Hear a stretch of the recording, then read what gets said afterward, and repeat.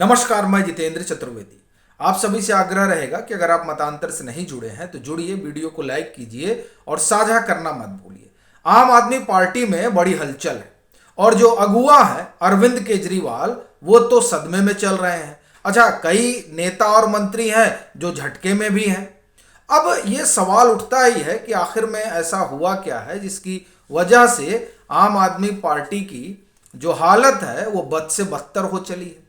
असल में दो तीन चीजें निकल कर आ रही हैं जो ये बता रही हैं कि आपके भीतर ये जो माहौल है, ये जो खामोशी है, ये जो हड़बड़ाहट और घबराहट है, उसके पीछे की वजह क्या है। देखिए, पहला तो ये जो मध्य प्रदेश, छत्तीसगढ़ और राजस्थान में आम आदमी पार्टी ने ताल ठोकी थी, वहां तो इनकी हालत बहुत खराब हो गई है। कई एक इनके उम्मीदवार हैं जिनकी जमानत तक जब्त हो गई है और कई एक हैं जिनको नोटा से भी कम वोट मिले हैं। और अगर मत प्रतिशत की आप बात करें तो आप देखिए, मध्य प्रदेश में इन्होंने 70 उम्मीदवार उतारे थे और वोट कितना मिला मत प्रतिशत में अगर आप देखें तो 0.51। राजस्थान में 88 उम्मीदवार इन्होंने उतारे थे, 0.38% इनका जो है मत है।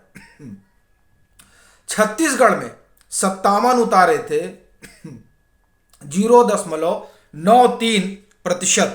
यानी इन तीनों राज्यों में अगर देखा जाए तो 1% से कम मत मिले हैं आम आदमी पार्टी को। और अगर इसकी तुलना आप पीछे के जो चुनाव हुए, जो हिमाचल प्रदेश में हुआ, गुजरात में हुआ, उत्तराखंड में हुआ, वहां से अगर आप तुलना करें तो उस लिहाज से आम आदमी पार्टी के मत प्रतिशत में भारी गिरावट आई है, जो इस बात का संकेत दे रही है कि ये जो आम आदमी पार्टी है और आम आदमी पार्टी का जो चेहरा है अरविंद केजरीवाल, उनकी लोकप्रियता में किस तरह से आप ये कहें कि पतन हो रहा है। और इसलिए कह रहा हूं क्योंकि यही आम आदमी पार्टी है जो अभी 2022 आप देखिए कि अक्टूबर नवंबर में जो गुजरात के चुनाव हुए वहां पर ये 12% मत ले आते हैं। और अभी आप देखिए कि साल भर बीता है और उस साल भर में ये 3 राज्यों में खम ठोकते हैं और वहां पर 1% मत भी नहीं मिलता है। और इसी से 1 साल पहले गुजरात में इस तरह का प्रदर्शन और फिर पंजाब में तो इन्होंने आप देखिए बाकायदे सरकार ही बना ली। अब ये सब होने के बाद जब आप इनके इस 1-1.5 साल का सफर देखते हैं तो ये नजर आता है कि अरविंद केजरीवाल जो खुद को लोक कल्याण मार्ग की रेस में देखते रहे और बतौर प्रधानमंत्री ये मानकर चलते रहे कि अब हम ही बनेंगे उनके लिए और उनकी पार्टी के लिए, ये जो 3 राज्यों के नतीजे हैं और उन नतीजों में जहां आम आदमी पार्टी खड़ी है वो दरअसल किसी झटके से कम नहीं है। और अगर इतना भर होता तो भी आम आदमी पार्टी सोचती थोड़ा मेहनत वगैरह किया जाए, लेकिन दरअसल ये जो कुछ घट रहा है खासतौर से दिल्ली के शराब घोटाले में, उसने इनकी जो ईमानदारी वाली छवि है जो इन्होंने गढ़ी थी वो छवि दरअसल धराशायी हो रही है। और जो तमाम तहें खुलकर आ रही हैं, फिर उसमें चाहे संजय सिंह की भूमिका हो, चाहे मनीष सिसोदिया की भूमिका हो, या फिर चाहे अब खुद अरविंद केजरीवाल कटघरे में खड़े हो रहे हो, ये तमाम चीजें उस रामलीला मैदान में भ्रष्टाचार के खिलाफ खड़े हुए अरविंद केजरीवाल से अलग छवि इस आम आदमी पार्टी के अरविंद केजरीवाल की दिखाई दे रही है।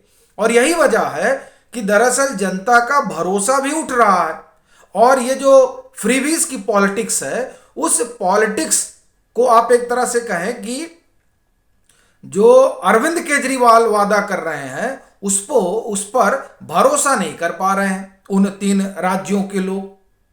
और उसके बरक्स आप देखिए, जिनके खिलाफ ये लड़ने के लिए तैयार हैं, उनकी योजनाओं पर, उनकी गारंटी पर आप एक तरह से कहें कि लोग जो है वो कान धर कर चल रहे हैं। तभी आप देखिए छत्तीसगढ़ में, और आप राजस्थान देखिए, मध्य प्रदेश देखिए आप, तो इनकी जो गारंटी है उस गारंटी को कोई मानने को तैयार नहीं।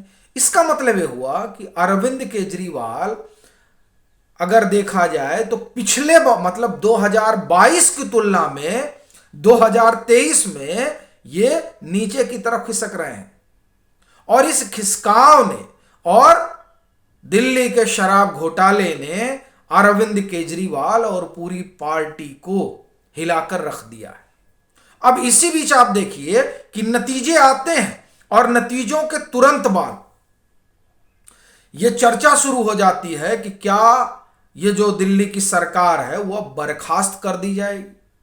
दरअसल ये चर्चा छेड़ा कौन है? यह चर्चा खुद आम आदमी पार्टी छेड़ी है। गोपाल राय मंत्री हैं और फिलहाल जब इनके सभी दिग्गज नेता जेल में हैं तो उस समय आप एक तरह से कहें कि गोपाल राय ने ही मोर्चा संभाला है। वो इन दिनों डोर टू डोर कैंपेन में व्यस्त है। वो कैंपेन इस बात को लेकर चल रहा है कि मैं भी केजरीवाल हस्ताक्षर अभियान, और इसमें रायशुमारी की जा रही है कि साहब अरविंद केजरीवाल जेल से रहकर सरकार चलाएं या इस्तीफा दे दें। और ये 1 से 20 दिसंबर तक चलेगा। कहीं मैंने 24 दिसंबर पढ़ा था, लेकिन कहीं 1 से 20 लिखा हुआ है। अब वो दोनों में से जो भी तारीख हो, लेकिन ये तय है कि 25 दिसंबर के पहले खत्म हो जाएगा। और इससे एक बात यह भी स्पष्ट है कि 1 से 25 दिसंबर के बीच ही लग रहा है कि अरविंद केजरीवाल को ईडी उठा ले जाएगी। हालांकि उसमें एक मसला यह भी है कि विधानसभा का सत्र भी इन्होंने बुलाया है, तो वो अपना देखेगी ईडी क्या करना है।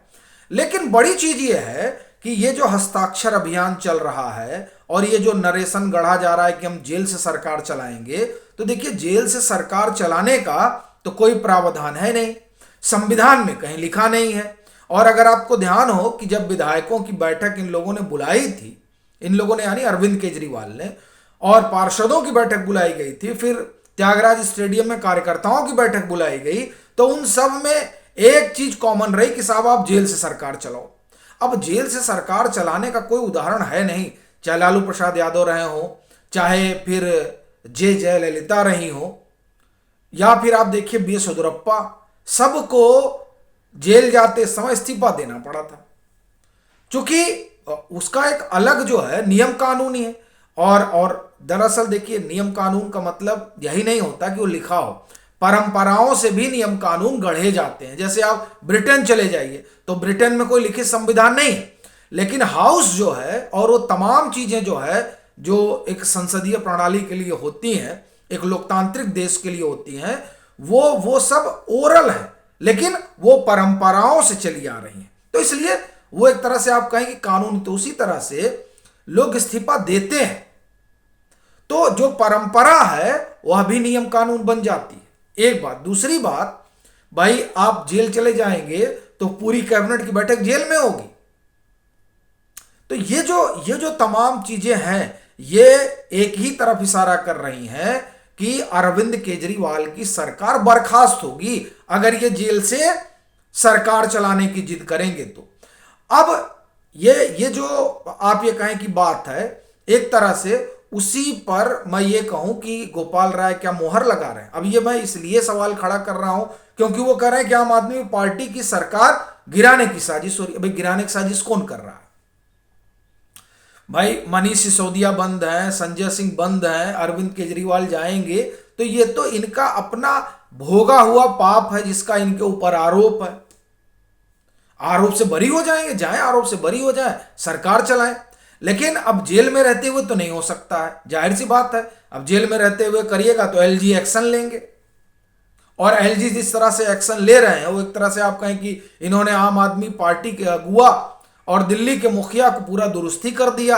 हालांकि फिर भी अरविंद केजरीवाल अपनी तरह के नेता हैं, और देखिए कि उनके जो राज्यसभा के सांसद हैं आम आदमी पार्टी के, वो कह रहे हैं कि अगर आप मनीष सिसोदिया, संजय सिंह को रिहा नहीं करिएगा तो हम धरना प्रदर्शन करेंगे। अब ठीक है, वो उनका अपना अधिकार है, धरना प्रदर्शन करें, लेकिन ये जो अरविंद केजरीवाल और उनकी सरकार, आप एक तरह से कहें, और उनके नेता ये कह रहे हैं कि नहीं साहब आप जेल से सरकार चलाइए, तो ये जो जेल से सरकार चलाने के लिए हस्ताक्षर अभियान चल रहा है और ये जो जिद है, ये दरअसल दोनों ही बात इस ओर इशारा करती है कि ये सरकार जो है वो बर्खास्त हो जाएगी अगर इसी तरह के ढर्रे पर चले। बाकी ये देखने वाली बात रहेगी कि क्या होता है, चूंकि अब तो शीतकालीन सत्र भी शुरू हो गया है, तो बहुत सारी चीजें आएंगी सामने। आपकी क्या राय है जरूर साझा करें, और मैं फिर कहूंगा अगर आप मतांतर से नहीं जुड़े हैं तो जुड़िए जरूर, और वीडियो को लाइक भी करिए और साझा करना मत भूलिए।